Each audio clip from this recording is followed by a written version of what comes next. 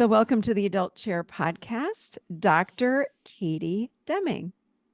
Hi, Michelle. It's my pleasure to be here. Thank you for Yeah. having me. Yeah, thank you for being on today. I'm really looking forward to talking to you. I've never spoken to a conscious oncologist before. So, this is exciting. I would love to hear before we jump on in, or I guess we're going to jump on in with your story. How did you become who you are today? Sure. So I have been a radiation oncologist for 20 years and practiced as a radiation oncologist and also as a healthcare leader, and specifically interested in designing better healthcare for people to get services through the whole spectrum, from prevention through screening into treatment and end of life or survivorship. And so that was my career. I had done that. And also I'm an inventor and I have an invention for women with breast cancer. So I've done kind of like a lot of different things, but it was deep in Western medicine. And in 2020, I had a near-death experience. It was different than a traditional near-death experience, but basically the same outcome is that I saw what was outside of this reality, and it totally changed me and totally changed the way that I saw Western medicine. And I had a feeling like in 2019, I was starting to have this sense like, I don't know that we're really making the impact that I want to. Why is everyone getting sicker? Why am I seeing younger and younger people with cancer? And so I had this sense that something was wrong. But after this event, I saw it, that I was like, what we're doing is not true healing. And that if I'm going to be true to who I am, I need to leave. And that was like, it caused a lot of commotion in my personal life, if you can imagine. Mhm. But basically moved through that transition, left Western medicine in the summer of 2022, and have now launched what would the closest thing you would describe it to is an integrative practice, integrative oncology. But I call it conscious oncology because it's a little bit different than a traditional integrative practice, where in integrative medicine, you could really choose any different area of holistic medicine to do. So someone could be just focused on herbalism and diet, and someone else could be just focused on incorporating acupuncture and Chinese medicine into their practice. And for me, conscious medicine is a holistic approach that addresses all of the areas that need to be addressed for healing, which healing means wholeness, right? So it's bringing back wholeness. So Mm. my approach is balanced in the physical approach, mental, emotional, and spiritual, and addressing all of those things to help people bring wholeness back so that they can heal their illness. Wow. Okay.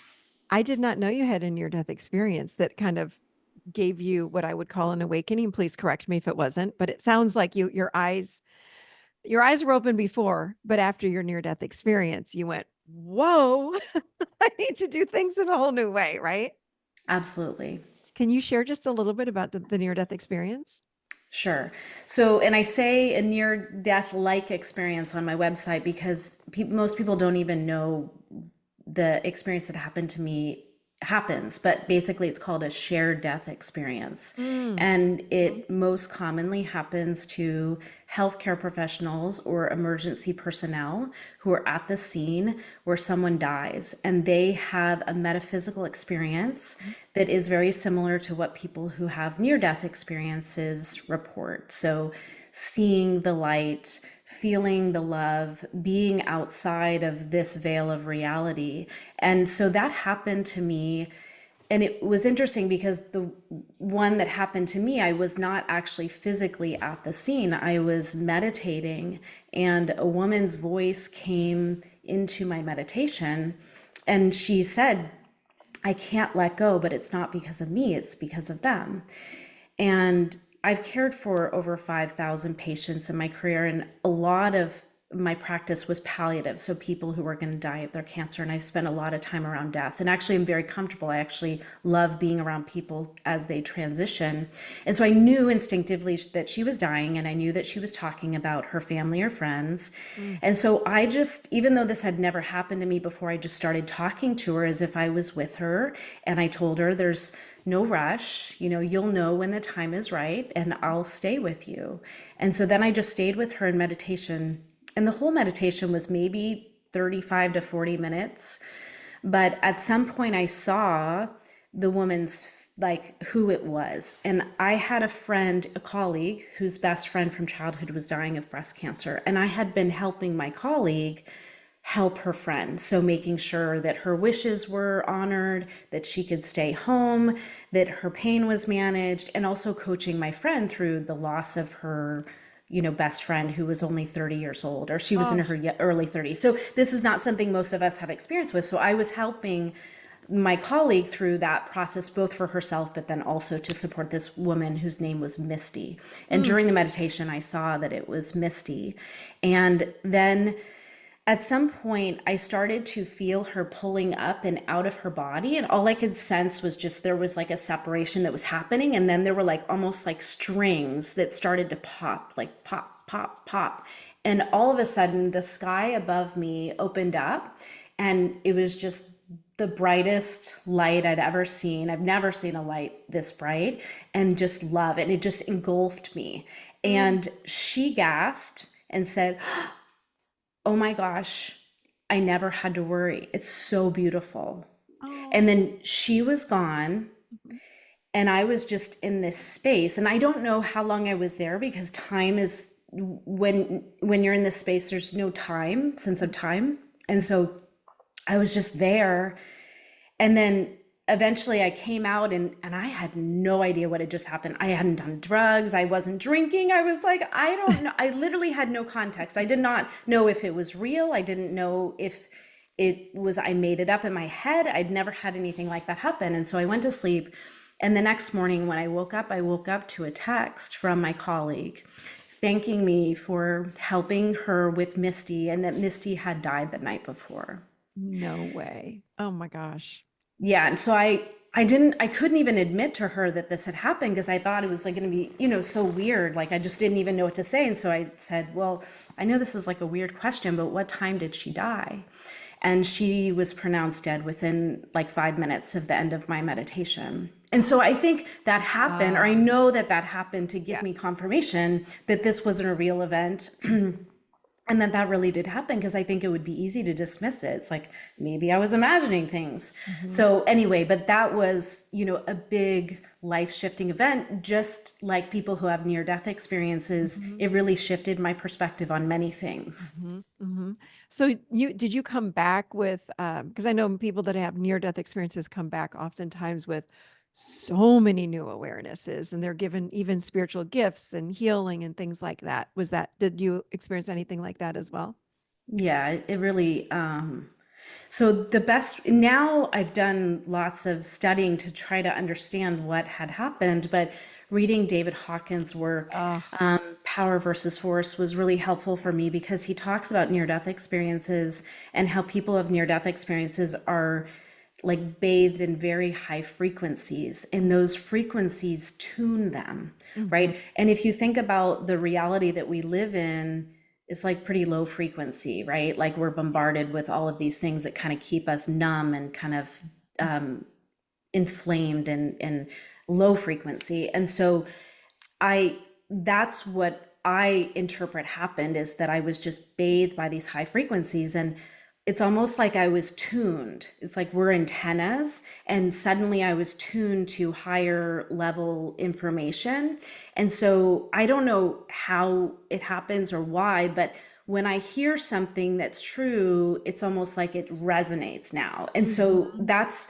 I live my life very differently than I did before, but it's like I can sense information that rings true for me. I don't know that there's a truth, like a truth in Yeah. quotes, but Yeah, like yeah. for me, what resonates as true for me is much clearer after that event. Mm. And then for a long time, I didn't share any of this, but it came up recently on another podcast was that, and because you asked about gifts, is that I realized that this is a gift for me that I can help people when they are transitioning and leaving this body and going to what's next. And so I've done that now with a few patients. I did it with my mom when she transitions, but basically I can connect up with the soul and help Mm. people release this part of the reality, which is actually the hardest part of that initial transition for people to when they pass.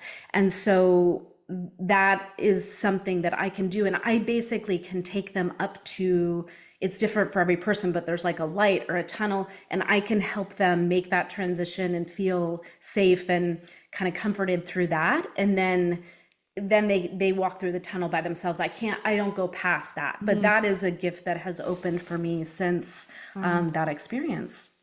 This is so beautiful.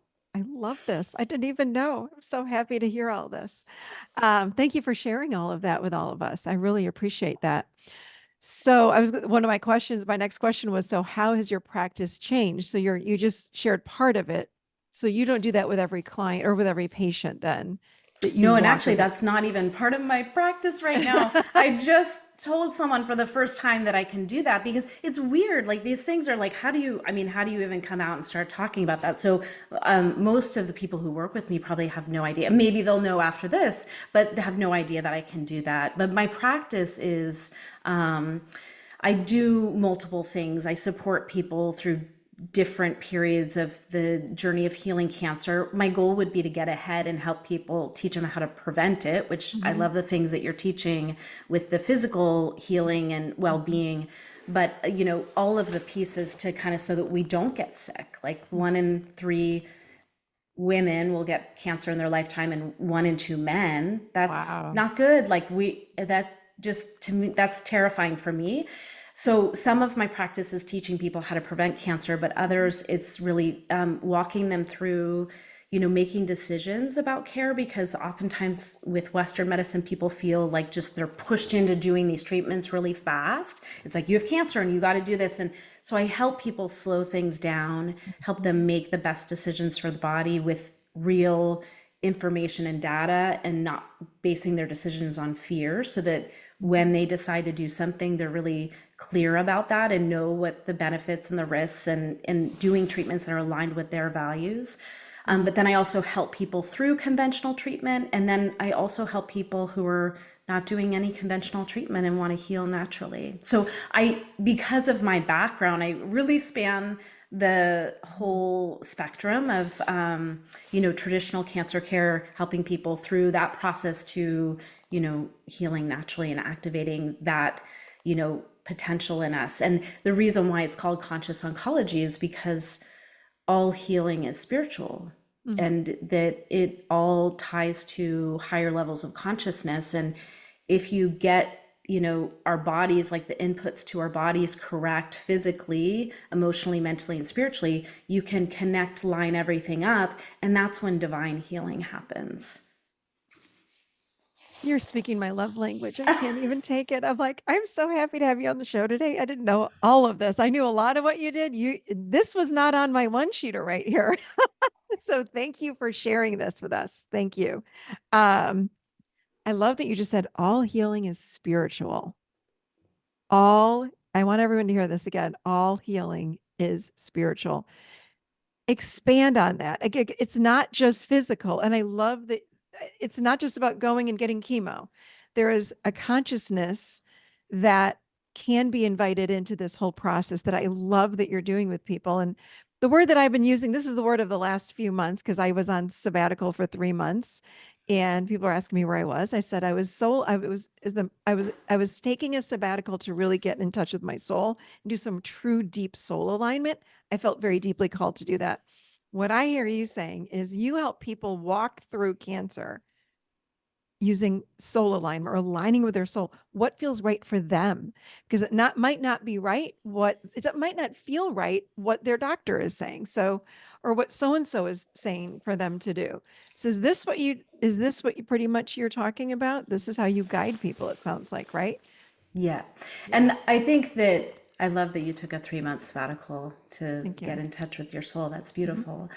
But I don't often explain my work in the words that we're using because a lot of people can't grasp what that means. But one of the things that was very clear since that shared death experience is that we come here just to learn lessons. Like we're growing, we're evolving our soul. And whatever we do here doesn't really matter because, and I knew this from being around a lot of people who had died.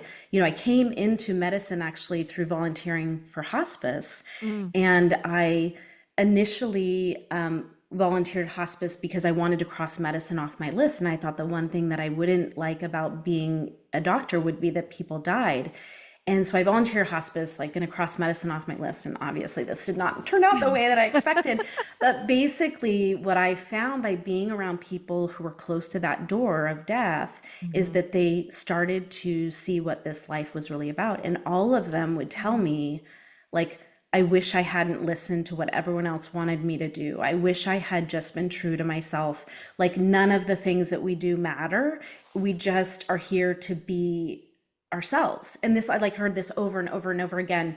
And so one of the things that became clear after that shared death experience was that, oh, like everything that I was seeing from those patients who were dying is they were showing me this, but that this, what we think, like what we're building in this life, it's like we don't take any of it with us, none of it. Not even the food that I ate before I die is going to come with me. It's like we're leaving all of it. And so what we actually do here doesn't matter in the way that we think it does when we're living our 3D life. What matters is, what are the lessons that we learned? How did we use everything that was put in front of us as an opportunity to grow on a soul level?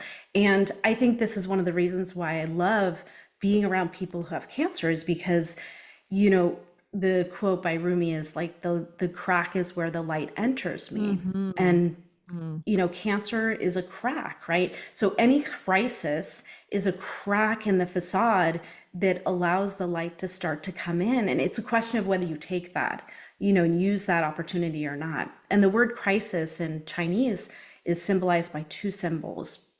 The first symbol is danger, which makes sense. But the Mhm. second symbol is opportunity. Mm. And so in every crisis, there is opportunity for growth.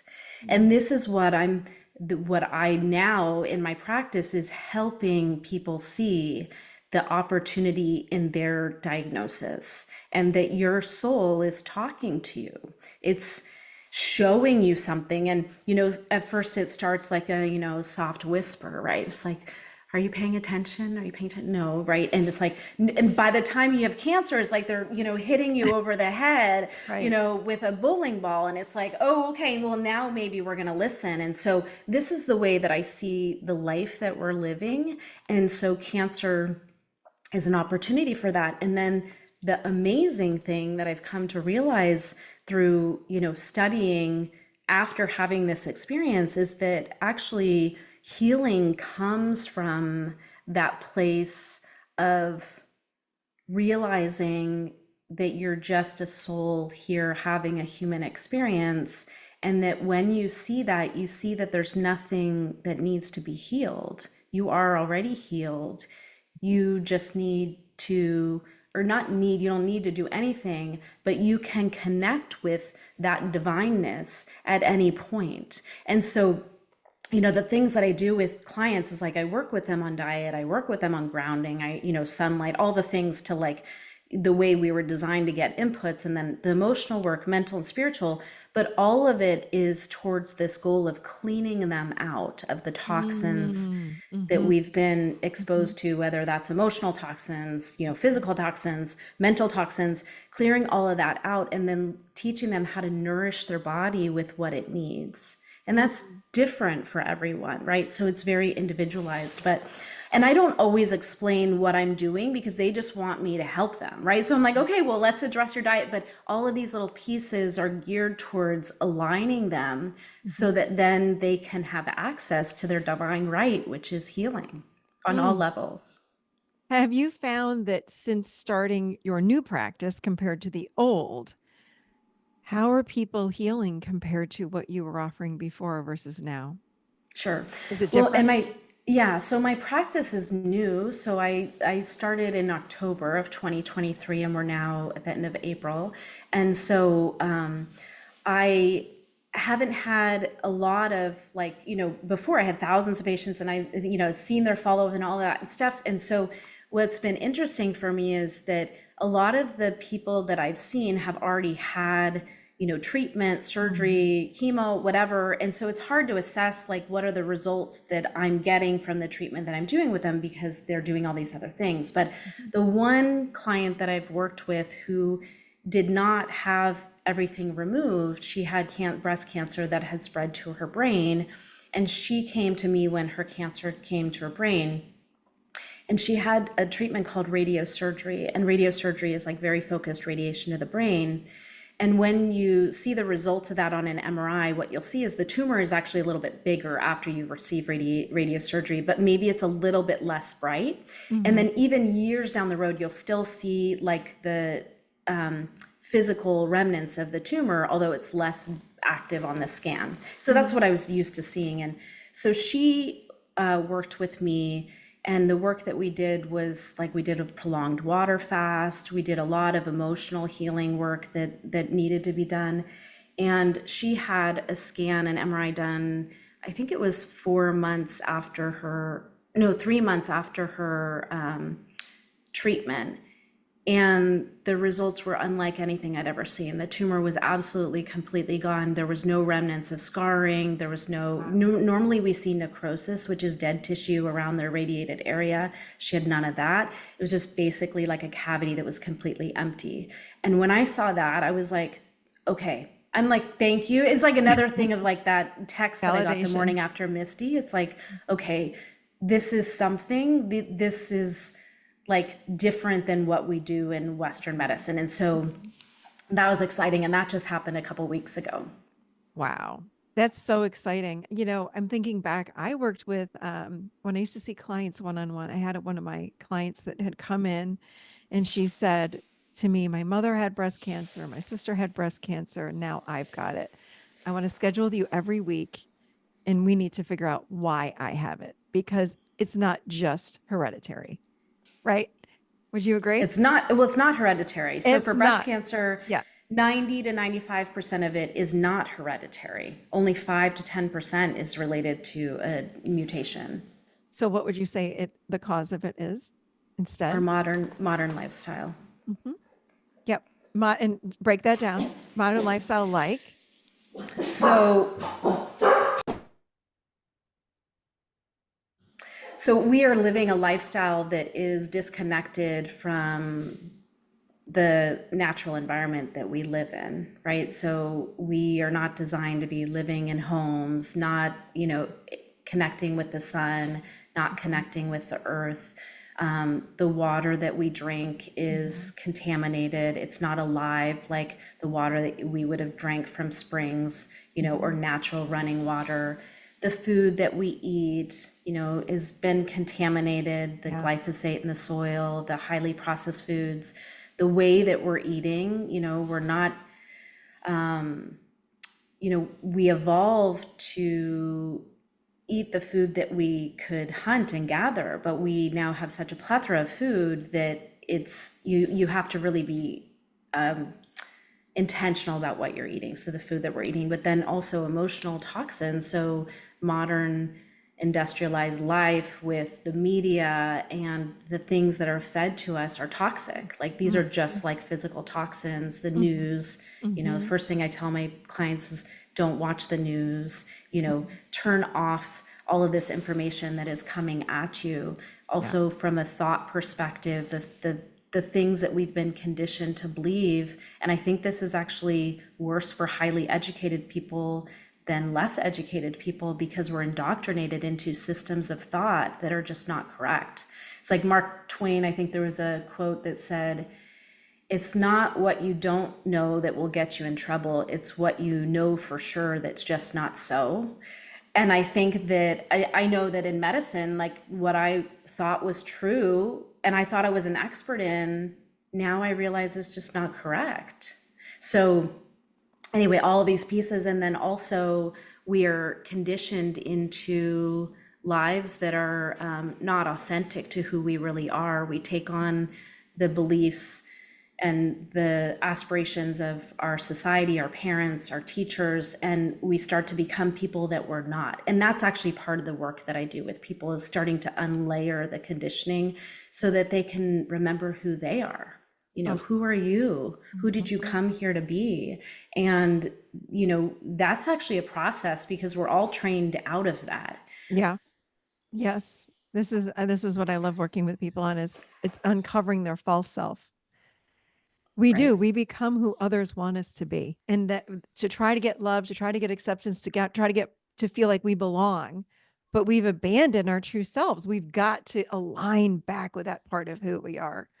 And that's a process, like you said. Um, where would someone that's listening, you talk about preventative, you talk about 1 in 3 women, is that what you said? I mean, Yes. that's pretty darn high.